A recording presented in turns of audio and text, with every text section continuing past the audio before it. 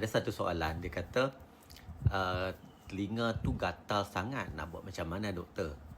Okey, bagi saya, kalau gatal telinga, buatlah apa saja kecuali letak sesuatu dalam telinga. Contohnya macam korek pakai jari, korek pakai pencongkil besi, ataupun korek pakai putik kapas. Tidak dibenarkan langsung. Kalau tak tahan sangat, makan ubat untuk kurangkan gatal.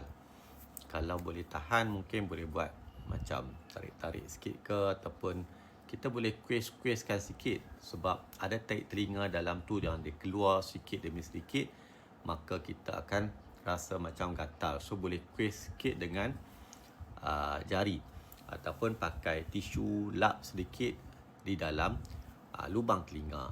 Yang penting jangan korek, jangan masukkan apa-apa di dalam telinga, sebab yang tu boleh berbahaya, boleh menyebabkan trauma pada lubang telinga. Okey, janji jangan korek telinga. Okey, Assalamualaikum.